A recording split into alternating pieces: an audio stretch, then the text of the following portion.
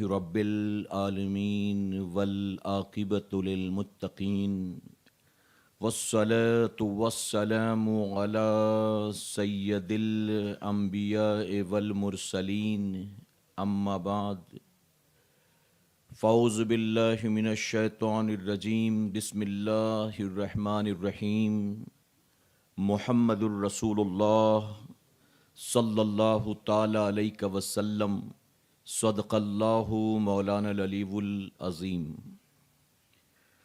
باد توحید کے متوالو، شمع رسالت کے پروانوں، خاتون جنت حضرت فاطمۃ الزہرا رضی اللہ تعالیٰ عنہ کی چاہنے والیوں، آئیے سب سے پہلے ہم اور آپ نہایت ہی ادب اور احترام کے ساتھ اپنے اور ساری کائنات کے مرکز عقیدت جناب محمد الرسول اللہ صلی اللہ تعالی علیہ وسلم کی بارگاہ بے کس پناہ میں جس طرح سے میں پڑھا ہوں، میرے ساتھ مل کر تمام حضرات بآواز بلند ہدیہ غلامی درود و سلام کے انداز میں پیش کریں۔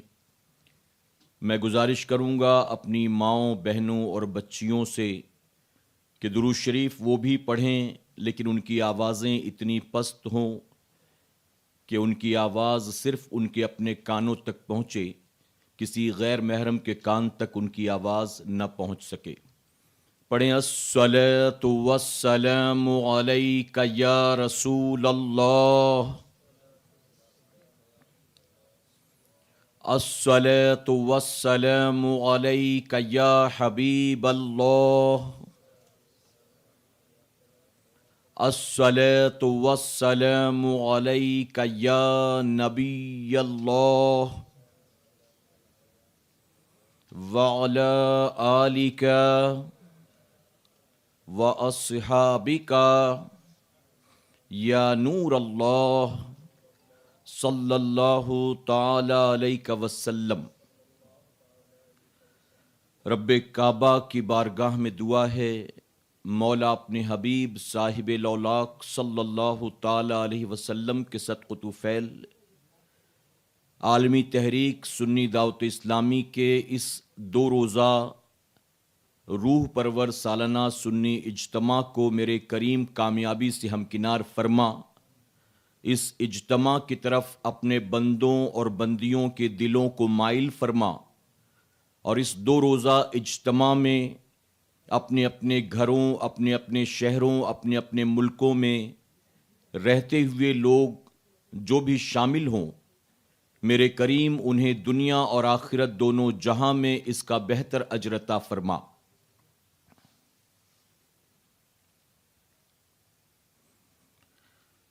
بے پردہ نظر آئیں جو کل چند بیویاں،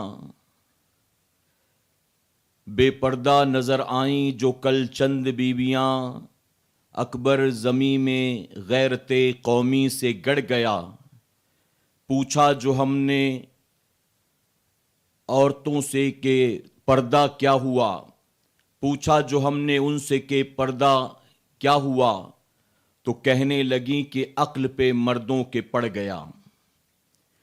میرے پیارے آقا علیہ الصلاۃ والتسلیم کے پیارے دیوانوں، خاتون جنت حضرت فاطمۃ الزہرا رضی اللہ عنہا کی کنیزوں، اللہ رب العزت کا بے پناہ کرم اور احسان ہے کہ اس نے ہمیں اور آپ کو عالمی تحریک سنی دعوت اسلامی کے زیر اہتمام ہونے والے اس سالانہ سنی اجتماع میں شرکت کا موقع اور توفیق عطا فرمایا۔ آپ اچھی طرح سے جانتی ہیں کہ جس طرح سے ایک مسلمان عورت پر نماز پنجگانہ فرض ہے، ماہ رمضان کا روزہ فرض ہے، مالک نصاب ہو تو زکوٰۃ فرض ہے، جس طرح سے یہ تمام عبادات اس پر فرض کی گئی ہیں، اسی طرح سے پردہ بھی ایک مسلمان عورت کے لیے فرض ہے۔ فرمایا گیا کہ ایک لڑکا جب بالغ ہوتا ہے تو اس پر اللہ رب العزت نے نماز کو فرض فرمایا ہے، لیکن جب ایک لڑکی بالغ ہوتی ہے تو اس پر ایک نہیں بیک وقت 2 چیزیں فرض ہو جاتی ہیں۔ ایک تو پردہ ہے اور دوسرا نماز ہے۔ میرے پیارے آقا علیہ الصلوۃ والتسلیم کے پیارے دیوانوں، خاتون جنت حضرت فاطمۃ الزہرا رضی اللہ عنہا کے کنیزوں، آج ہمارے آپ کے معاشرے میں پردے کو لے کر لوگوں کی الگ ہی سوچ اور فکر ہے، الگ ہی ذہنیت بنی ہوئی ہے۔ مغربی دنیا نے اسلام کو، اسلام کے ماننے والوں کو اور اسلام کے قانون اور شریعت کے احکام کو اپنے اعتبار سے اس طرح بدنام کرنے کی کوشش کی کہ اس کی زد میں صرف غیر مسلم نہیں بلکہ بہت سارے پڑھے لکھے مسلمان بھی آ گئے۔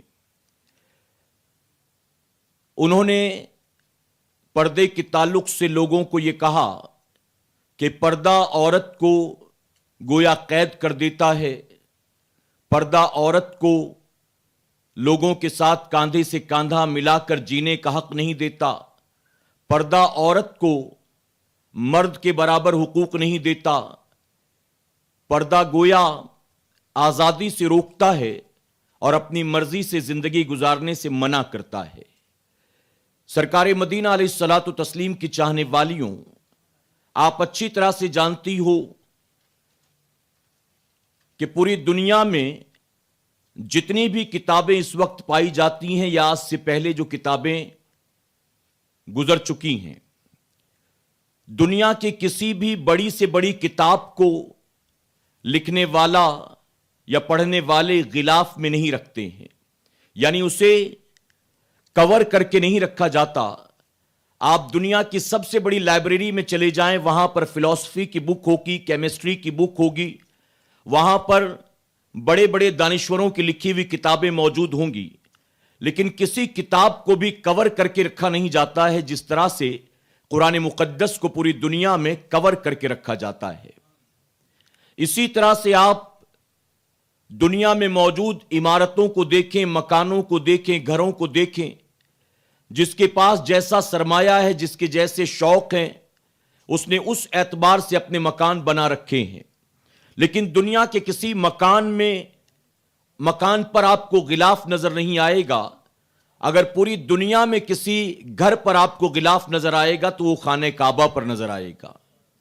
اسی طرح قبرستان میں آپ جا کر دیکھیں، جہاں سینکڑوں مسلمانوں کی قبریں ہوں، وہ اگرچہ 200-400 سال پرانی ہوں یا اگرچہ 2-4 دن پہلے کی ہوں، تمام قبروں کے اوپر آپ کو غلاف نظر نہیں آتا، چادر نظر نہیں آتی، بلکہ جو اللہ کے برگزیدہ بندے ہوتے ہیں، اولیاء اکرام ہوتے ہیں، ان کی قبروں کے اوپر آپ کو غلاف اور چادر نظر آتی ہے۔ آخر یہ کیا ہے؟ اگر خانہ کعبہ پر غلاف ڈالا گیا تو اس سے مراد یہ نہیں کہ مقصد اس کو قید کرنا ہے۔ اگر قرآن مقدس کو جزدان میں رکھا گیا تو اس سے مراد یہ نہیں کہ اس کو قید کرنا ہے۔ اگر اولیاء اکرام کی مزار پر چادر ڈالی گئی تو اس سے مراد یہ نہیں کہ اس کو قید کرنا ہے، بلکہ لوگوں کو بتانا یہ مقصد ہے کہ یہ عام گھروں کی طرح نہیں ہے، یہ عام کتابوں کی طرح نہیں ہے، یہ عام مسلمانوں کی طرح نہیں ہے، بلکہ چادر اور جزدان و غلاف کے ذریعے ان کا اعزاز بتانا مقصد ہوتا ہے۔ تو میرے پیارے آقا علیہ الصلوۃ والتسلیم کے پیارے دیوانوں، دنیا کے سامنے پردے کے کانسیپٹ کو بدنام کرنے کی جو کوشش کی جا رہی ہے، یہ ان کی اپنی ذہنیت ہے، یہ ان کے اپنے عقلوں کی پیداوار ہے۔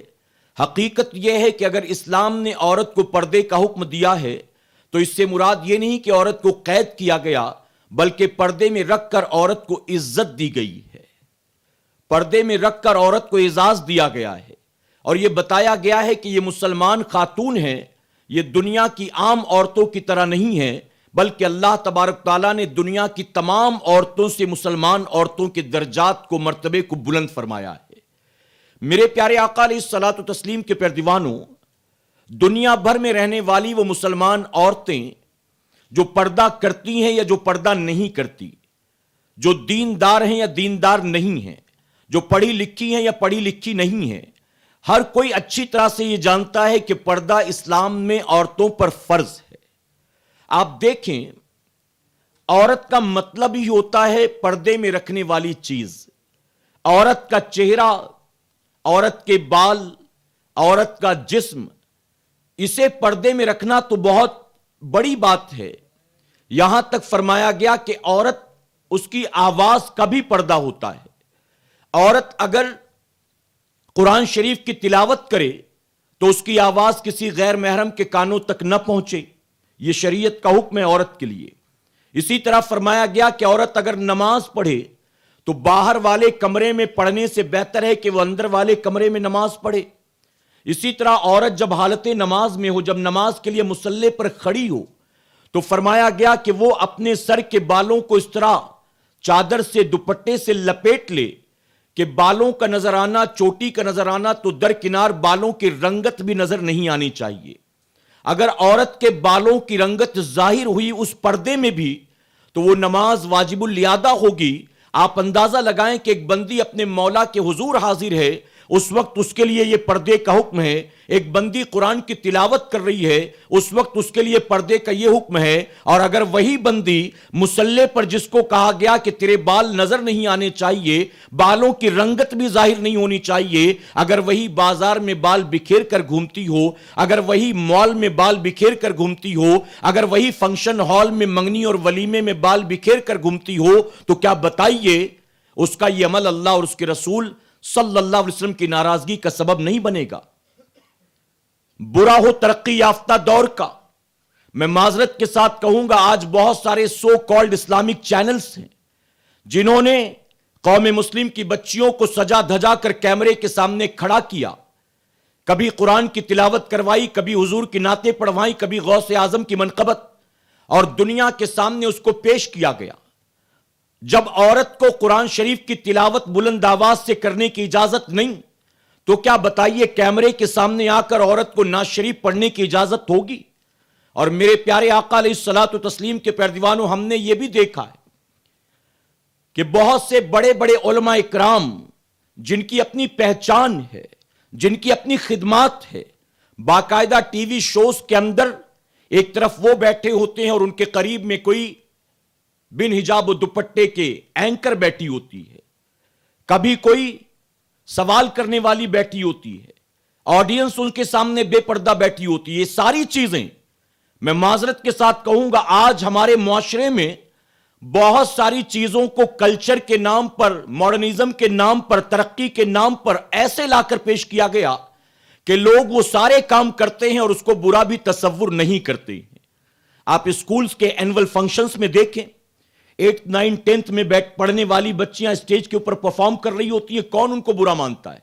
और मैं कॉन्वेंट स्कूल्स की बात नहीं करता, मैं पब्लिक स्कूल्स की बात नहीं करता, मैं उन स्कूलों की बात करता हूं जो दावा करते हैं कि ये इस्लामिक स्कूल है। आज वहां भी बेपर्दगी का क्या आलम है, आज उनके यहां भी क्या माहौल है, और लोग इसको बुरा भी नहीं मानते। वो समझते हैं ये तो एनुअल फंक्शन है, इसमें तो परफॉर्म करना ही पड़ता है, ये तो ओपन डे है, इसमें तो टीचर को आकर पेरेंट्स से ओपनली बात करनी पड़ेगी। मेरे प्यारे आका अलैहिस्सलातु तस्लीम के प्यारे दीवानों, आला हज़रत अज़ीमुल बरकत से फतावा रज़विया शरीफ के अंदर यह फतावा मौजूद है। आपसे पूछा गया कि किसी औरत का हुजूर की मीलाद पढ़ना कैसा, हुजूर की नात पढ़ना कैसा, तो आप फरमाते हैं कि अगर उसकी आवाज गैर महरम के कानों तक पहुंचेगी तो उस औरत का यह नाज शरीफ पढ़ना भी जायज नहीं है, नाज शरीफ पढ़ना भी जायज नहीं। मेरे प्यारे आका अलैहिस्सलातु तस्लीम के प्यारे दीवानों, तो जैसे ही कोई मुसलमान बच्ची बालिग होती है, उस पर सबसे पहले पर्दा फर्ज होता है और उसके साथ ही नमाज फर्ज हो जाती है, उसके साथ ही नमाज। अगर बात पर्दे की हो तो एक मुसलमान औरत के लिए खातून जन्नत हजरत फातिमतुज़ ज़ोहरा रज़ियल्लाहु तआला से बढ़कर आइडियल कौन हो सकता है? खातून जन्नत हजरत फातिमतुज़ ज़ोहरा रज़ियल्लाहु तआला ने अपने जीते जी सिर्फ पर्दे की फिक्र नहीं की, बल्कि वो रिवायत बड़ी मशहूर आपने सुनी होगी, आखिरी वक्त में आपने अपने शौहर नामदार मौलाए कायनात मौला अली करमल्लाहु वजहुल करीम से अर्ज किया कि अली, जब मेरा इंतकाल हो जाए तो मेरा जनाजा रात के अंधेरे में उठाइएगा। मौलाए कायनात फरमाते हैं कि फातिमा, दिन के उजाले में जनाजा उठाया जाए तो सहूलत होगी, रात के अंधेरे में अगर उठाएं तो परेशानी होगी। तुम क्यों चाहती हो कि जनाजा रात के अंधेरे में उठाया जाए? तो खातून जन्नत अर्ज करती हैं कि अली, आज तक कोई गैर महरम यह ना जान सका कि फातिमा गोरी है कि काली है, आज तो कोई गैर महरम यह ना जान सका कि फातिमा पतली दुबली है या मोटी, آج تک کوئی غیر محرم یہ نہ جان سکا کہ فاطمہ لمبی ہے کہ چھوٹی ہے. میں نے پوری زندگی غیر محرم کی نظروں سے اپنے آپ کو بچائے رکھا. اے علی، میں چاہتی ہوں کہ موت کے بعد بھی میں اسی پردے کے ساتھ دنیا سے رخصت ہو جاؤں اور کسی غیر محرم کو پتہ نہ چل سکے کہ فاطمہ کیسی تھی، فاطمہ کے جسم کی بناوٹ کیسی تھی. اللہ اکبر. آپ اندازہ لگائیں کہ خاتون جنت صرف جیتے جی نہیں بلکہ انتقال کے بعد بھی اپنے پردے کی فکر کرتی نظر آتی ہیں. اور آج خاتون جنت کا نام لینے والیاں، آج مولائے کائنات کا نام لینے والیاں، آج امام حسین کو یاد کر کے 10 محرم کو اپنی آنکھوں سے آنسو بہانے والیاں، آج ننھی سکینہ اور حضرت زینب کو یاد کر کے رونے والیاں شادیوں میں جاتی ہیں تو بننے سورنے کا عالم دیکھیں، مال میں جاتی ہیں تو سجنے سورنے کا عالم دیکھیں. میرے پیارے آقا علیہ الصلوۃ والتسلیم کے پیروانوں، حدیث مبارکہ میں آتا ہے پوری زندگی خاتون جنت نے پردے کا یہ اہتمام کیا. اب جانتے ہیں میرے رب نے انہیں کیا انعام دیا؟ کل قیامت کے دن جب خاتون جنت کے جنت میں جانے کی باری ہوگی تو فرمایا گیا 70,000 حوروں کے ساتھ آپ تشریف لائیں گی اور اللہ کا منادی اعلان کرے گا، اے اہل محشر، اپنی نگاہوں کو جھکا لو کہ اللہ کے محبوب کی بیٹی حضرت فاطمہ جنت میں داخل ہونے والی ہے. آج ہماری بہن نکلتی ہے، کس کی نگاہ جھکتی ہے بتائیں؟ آج ایک عورت اپنے گھر سے نکلتی ہے تو جھکی نگاہیں بھی اس کے جسم پر پڑتی ہیں، اس کے چہرے پر پڑتی ہیں. کوئی پیر دیکھتا ہے، کوئی بال دیکھتا ہے، کوئی ہاتھ دیکھتا ہے. حضور اکرم صلی اللہ علیہ وسلم نے فرمایا کہ ایک عورت جب بن سنور کر اپنے گھر سے نکلتی ہے تو شیطان اسے جھانک جھانک کر دیکھتا ہے. اور ایک مقام پر میرے آقا صلی اللہ علیہ وسلم فرماتے ہیں ایک عورت جب اپنے گھر سے سج سنور کر نکلتی ہے اور اس کے شوہر کو اس سے کوئی پرابلم نہیں، اس کا شوہر بھی اس بات پر راضی ہوتا ہے، تو وہ عورت جہاں بھی جاتی ہے ہر قدم کے عوض میں وہ عورت اپنے شوہر کے لیے جہنم کا ایک مکان تیار کرتی ہے. آپ سوچیں. اسی طرح عورتوں کو کہا گیا کہ وہ بجنے والے زیور پہن کر نہ چلیں، یعنی ایسے زیورات کہ ان کے چلنے سے جس کی آواز پیدا ہو کہ نہ دیکھنے والا بھی اس آواز کی بنیاد ان کی طرف دیکھنا شروع کر دے. اسی طرح فرمایا گیا کہ وہ عورتیں ایسی ہیں جو اتنی تیز خوشبو لگا کر اپنے گھر سے نکلتی ہیں کہ اس خوشبو کی وجہ سے غیر محرم مرد ان کی طرف مائل ہوتے ہیں. عورتوں کو بلند آواز کر کے بات کرنے کی اجازت نہیں، عورتوں کو گھر سے خوشبو لگا کر نکلنے کی اجازت نہیں، عورتوں کو بجنے والے زیور پہن کر نکلنے کی اجازت نہیں، عورتوں کو زلفیں بکھیر کر چہرہ کھول کر باہر آنے جانے کی اجازت نہیں. اور یاد رکھیں کہ 4 دیواری میں اگر عورت کو رکھا گیا تو یہ عورت کی قید نہیں بلکہ 4 دیواری عورت کی زینت اور عورت کی عزت ہے. باہر کے کاموں کی ذمہ داری مرد کی ہے، عورت کی تمام ذمہ داریاں گھر کی 4 دیواری میں محدود. ضروریات زندگی فراہم کرنا یہ کام ہے شوہر کا، اور بیوی کا کام ہے نئی نسل کی تربیت کرنا. بیوی کا کام ہے اپنی اولاد کی تربیت، ان کی پرورش کرنا. میرے پیارے آقا علیہ الصلوۃ والتسلیم کے پیروانوں، خاتون جنت حضرت فاطمہ الزہرا رضی اللہ عنہا کی کنیزوں، ایک صحابی رسول بیان فرماتے ہیں میں حضرت زینب کے پڑوس میں 15 سال تک تھا. فرماتے ہیں خاتون جنت کی بیٹی حضرت زینب کا میں پڑوسی تھا 15 سال تک. ایک مرتبہ آپ کی طبیعت بہت خراب ہوئی، آپ کے شوہر نے کہا کہ چلو زینب تمہیں دوا دلا لاؤں. وہ صحابی بیان فرماتے ہیں کہ 15 سالوں میں بن دوپٹے بن حجاب کے حضرت زینب کو دیکھنا تو درکنار، میں نے کبھی گھر کے دروازے سے باہر ان کو دوپٹے اور حجاب سے بھی نکلتا ہوا نہیں دیکھا. حضرت زینب کی طبیعت خراب، ان کے شوہر نے کہا چلو میں تمہیں دوا دلوا لاؤں. تو کہتی ہے کہ آپ جائیں ڈاکٹر کو بیماری بتا کر دوا لے آئیں، میں آپ کے ساتھ نہیں آؤں. شوہر نے کہا کہ زینب شریعت نے اجازت دی ہے، ایسے حالات میں طبیب کے پاس جانے کی اجازت ہے، چلو میں تمہیں دوا دلوا دوں. حضرت زینب کہتی میں جانتی ہوں کہ شریعت نے اجازت تو دی ہے لیکن میں یہ بھول نہیں سکتی کہ میں خاتون جنت کی بیٹی ہوں، میں خاتون جنت کی بیٹی ہوں، میں نہیں بھول سکتی. ان کے شوہر نے کہا زینب دوا نہیں لوگی، اگر کچھ ہو گیا تو میں لوگوں کو کیا جواب دوں گا. تو حضرت زینب اپنے شوہر سے کہتی کہ آپ مطمئن رہیں، آپ پریشان نہ ہو، اگر اس بیماری کی وجہ سے رب نے میری موت نہیں لکھی تو دوا نہ بھی لائیں تو بھی مجھے کچھ نہیں ہوگا، اور اگر اسی بیماری کی بنیاد اللہ نے میرے مقدر میں موت لکھا ہے تو آپ نہیں میں بھی دوا لے آؤں تو بھی مجھے موت سے کوئی بچا نہیں سکتا ہے۔ آپ سوچیں، شریعت نے اجازت دی کہ دوا لے سکتی ہیں، لیکن کہا نہیں، میں کسی غیر محرم ڈاکٹر کو یہ بھی نہیں بتا سکتی کہ میری طبیعت خراب ہے۔ آج ہماری ماں بہنوں اور بچوں کا حال کیا؟ کیبل والا جب آتا ہے مہینے میں ایک بار پیسہ لینے کے لیے تو دیکھیں کیسے گفتگو کرتی ہے مسکرا مسکرا کر۔ مسجد سے چندہ لینے کے لیے آ جائیں تو کہتے شوہر گھر پر نہیں ہے، 2 دن کے بعد آئیے گا، اور کیبل والا آ جائے تو آن ٹائم اس کا پیمنٹ شوہر سے پہلے کہہ کے رکھتی کہ 20 تاریخ کو کیبل والا آتا پیسہ دے دو، ورنہ وہ کیبل کٹ کر دے گا یا ریچارج نہیں کرے گا تو بہت پرابلم ہو جائے گا۔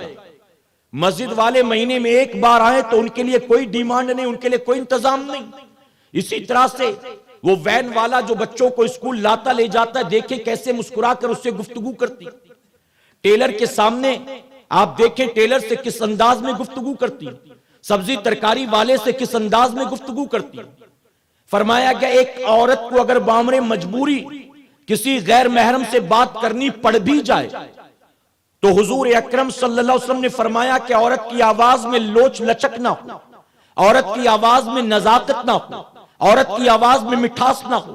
اگر بات کرنی پڑ جائے ایسے حالات ہوں کہ کوئی اور نہیں تھا جو اس سے بات کرتا، تم نے دروازہ کھولا کوریئر والا آیا، تم نے دروازہ کھولا کہ دودھ والا پاؤ والا آیا، تم نے دروازہ کھولا کہ کوئی گیسٹ آیا، تو تمہیں اگر مجبوراً بات کرنی بھی پڑ جائے تو فرمایا گیا کہ ایسے انداز میں گفتگو کرو کہ اس مرد کے دل میں تمہارے لیے محبت نہیں بلکہ نفرت پیدا ہو۔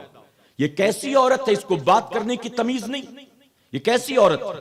اور اگر لوچ لچک ہوگی، نزاکت ہوگی تو پھر وہ کہے گا آواز اتنی پیاری ہے، چہرہ کتنا خوبصورت ہوگا، پھر وہ دوستی کرنے کی، بار بار بات کرنے کی کوشش کرے گا۔ لیکن میں معذرت کے ساتھ کہوں گا آج بیویاں اپنے شوہروں سے شاید اتنا مسکرا مسکرا کر باتیں نہیں کرتی جتنا سبزی ترکاری والے سے مسکرا کر باتیں کرتی ہیں۔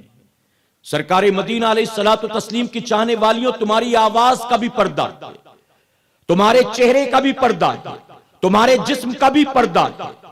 تم چلو زمین پر تو پیر پٹک کر چلنے کی اجازت نہیں، ہوا میں ہاتھ ہلا ہلا کر گفتگو کرنے کی اجازت نہیں۔ آپ دیکھو صحابیات جن کی نانی مسلمان نہیں تھی، جن کی مائیں مسلمان نہیں تھی، جن کی خالہ اور ممانی مسلمان نہیں تھی، کلمہ پڑھنے کے بعد، اسلام قبول کرنے کے بعد جب پردے کا حکم آیا تو حدیث مبارکہ میں آتا ہے ان صحابیات کا حال یہ تھا، حکم پردہ کے بعد انہوں نے گھر سے نکلنا بند کر دیا، اور اگر مجبوراً کسی کو نکلنا پڑتا بھی تو اپنے آپ کو چادر میں لپیٹ کر اور دیواروں سے ایسا لگ لگ کر وہ چلا کرتی تھی کہ بعض وقت ان کی چادریں جو ہیں وہ مکے اور مدینے کے گھروں کی دیواروں میں الجھ جایا کرتی تھی۔ ایک صحابیہ جن کا بیٹا میدان جنگ میں شہید ہوا، مکمل پردے کے ساتھ حضور اکرم صلی اللہ علیہ وسلم کی بارگاہ میں حاضر ہوئی اپنے بیٹے کا حال جاننے کے لیے۔ صحابہ اکرام نے جب دیکھا تو کہا ان کا بیٹا شہید ہوا، ان کو دیکھو، کوئی آہو بکا نہیں، کوئی بے پردگی نہیں، نہ رو رہی ہیں، نہ گریبان کو چاک کیا، نہ سر پیٹتی ہے، نہ چہرہ نوچتی، ذرا دیکھو تو صحیح ان کا حال کیا ہے۔ تو جانتے ہو صحابیہ نے کیا جواب دیا تھا؟ انہوں نے جواب دیا تھا میرا بیٹا شہید ہوا ہے، میری حیا تو آج بھی زندہ ہے، میری شرم تو آج بھی زندہ ہے۔ ایک صحابیہ جنہیں دورے پڑتے تھے، کہیں بھی ہوتی اچانک دورہ پڑتا، زمین پر گرتی تڑپنے لگتی تھی، کبھی چہرہ کھل جاتا، کبھی ہاتھ کھل جاتے، کبھی پیر کھل جاتے، تنگ آ گئی تھی۔ حضور اکرم صلی اللہ علیہ وسلم کی بارگاہ میں حاضر ہوئی، عرض کرتی ہیں یا رسول اللہ صلی اللہ علیہ وسلم میں اس بیماری سے تنگ آ گئی، آقا آپ میرے لیے شفا کی دعا فرما دیں۔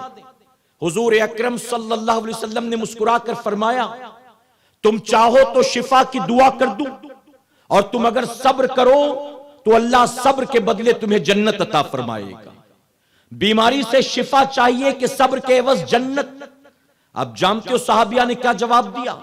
عرض کرتی ہیں یا رسول اللہ صلی اللہ علیہ وسلم آپ شفا کے لیے دعا مت کیجیے، میں صبر کرنے کے لیے تیار ہوں، لیکن میرے لیے صرف اتنی دعا کر دیجئے کہ آئندہ دورے پڑتے ہوں تو پڑیں لیکن بے پردگی نہ ہونے پائے.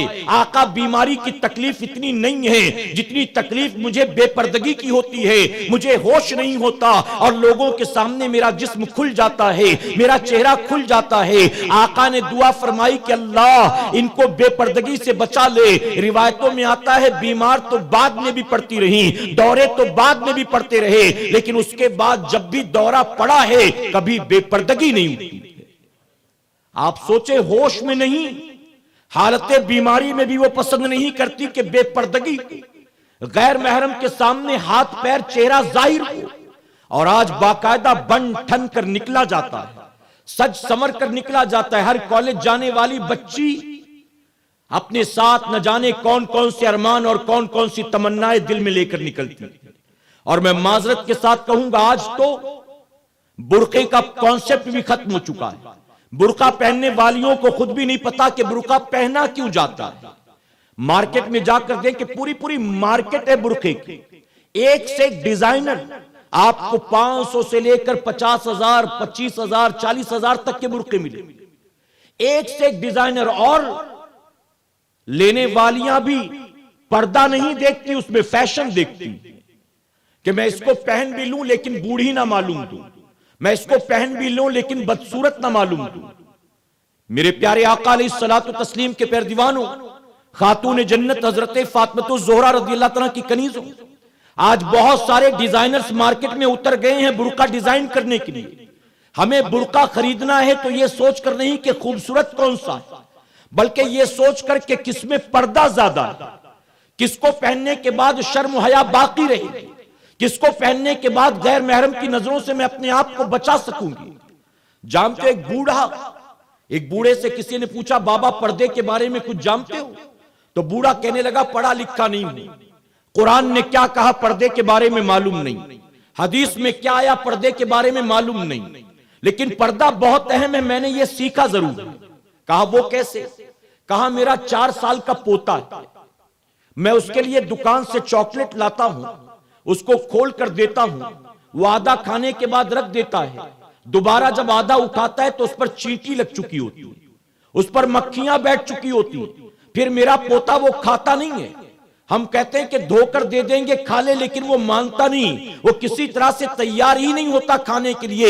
ہمیں دوبارہ دوسری چاکلیٹ لانی پڑتی ہے جو ریپر میں ہوتی ہے, جو پیکٹ میں پیک ہوتی ہے. یعنی میں نے اس سے پردے کی اہمیت سیکھی ہے, ایک بار چاکلیٹ کو کھول دیا جائے تو مکھی اور چینٹیاں اس پر لگ جاتی ہیں, پھر دھو بھی دے تو بھی بچہ اس کو کھانے کو تیار نہیں ہوتا. اسی طرح سے مسلمان بچی اگر بے پردہ نکل جائے تو اس پر بھی نجاست کے کیڑے لگ جاتے ہیں, اس پر بھی لوگوں کی گندی نظریں پڑ جاتی ہیں. اس کے بعد اس کو کتنا بھی پاک و صاف کر دو لیکن پھر بھی وہ استعمال کے لائق نہیں رہتے. وہ بوڑھا کہہ رہا, میرے پیارے آقا علیہ الصلوۃ والتسلیم کے پیر دیوانوں, پردے کے تعلق سے جب بھی گفتگو ہوتی مجھے دلی کے بزرگ کا واقعہ یاد آتا ہے. دلی کے ایک بزرگ نظام الدین دہلوی رحمت اللہ تعالی, ایک مرتبہ دلی میں بارش نہیں ہو رہی, قحط, لوگ دعائیں کر کر کے تھک گئے, دعائیں قبول نہیں ہوتی, پریشان. حضرت نظام الدین دہلوی رحمت اللہ تعالی کی بارگاہ میں حاضر ہوئے, عرض کرتے حضور اب اگر آسمان سے بارش نہ ہوئی تو جانوروں کے بعد ہمارے مرنے کا نمبر لگ جائے گا, آپ ہمارے لیے دعا کریں کہ اللہ آسمان سے بارش نازل کرے تاکہ ہم مرنے سے بچ جائیں. اللہ کے ولی نے نہ تسبیح نکالی, نہ مصلی بچھایا, نہ کوئی دعا تعویذ نہ عمل بتایا, بلکہ روایتوں میں آتا ہے کہ وہ اپنے گھر کے اندر تشریف لے گئے. آپ کی مرحومہ والدہ کا جو کمرہ تھا, آپ نے مرحومہ والدہ کے دوپٹے کا ایک دھاگا نکالا, نکالنے کے بعد واپس آئے.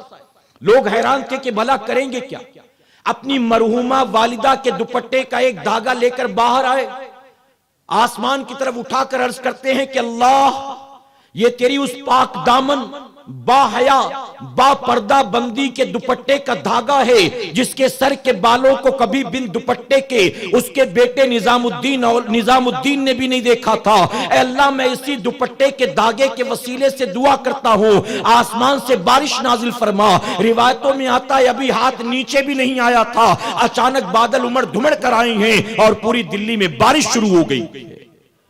میں پوچھتا ہوں آج میں وہ ماں کہاں سے لاؤں جس ماں کے دوپٹے کا ایک دھاگا دعا کی قبولیت کی ضمانت ہوا کرتا تھا؟ آج میں وہ بیٹی کہاں سے لاؤں جس بیٹی کی شرم و حیا ماں باپ کے جنت کی ضمانت ہوتی تھی؟ آج وہ بیوی کہاں سے لاؤں کہ جو بیوی دنیا اور آخرت میں اپنے شوہر کی ساتھی اور دوست ہوا کرتی تھی؟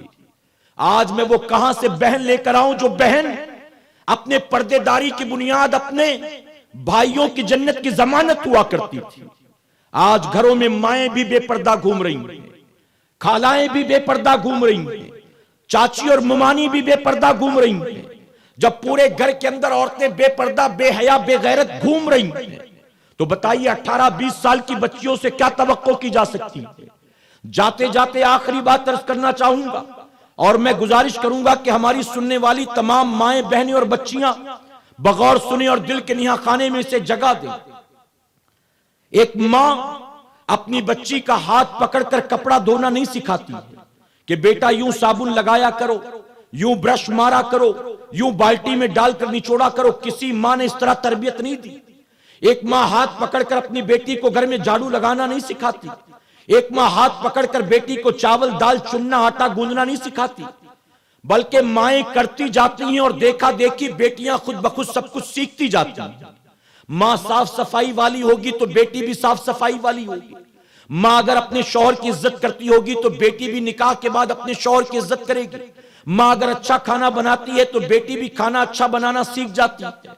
تو جب ماؤں کو دیکھ دیکھ کر بیٹیاں گھر کے کام کاج سیکھتی ہیں تو کیا ماؤں کو دیکھ کر بیٹیاں پردہ نہیں سیکھ سکتی ہیں؟ کیا ماؤں کو دیکھ کر بیٹیاں نمازیں نہیں سیکھ سکتی ہیں؟ کیا ماؤں کو دیکھ کر بیٹیاں قرآن کی تلاوت کرنا نہیں سیکھ سکتی ہیں؟ اگر مائیں نیک ہوتی ہیں تو میں ذمہ داری کے ساتھ کہوں گا، اگر ماں نیک ہوتی ہے اللہ اس کے کوکھ کو اتنا پاک کر دیتا ہے کہ پھر اس کی پاکیزہ کوکھ سے نچنیے گویے نہیں پیدا ہوتے، بے پردہ بے حیا عورتیں پیدا نہیں ہوتی، بلکہ ماؤں کی کوکھ پاکیزہ ہوتی ہے تو انہی پاک کوکھ سے کبھی محبوب الہی جنم لیتے ہیں، کبھی مخدوم کی چھوچا جنم لیتے ہیں، کبھی بریلی کے تاجدار جنم لیتے ہیں، کبھی غریب نواز جنم لیتے ہیں اور کبھی سیدنا سرکار غوث اعظم جنم لیتے ہیں۔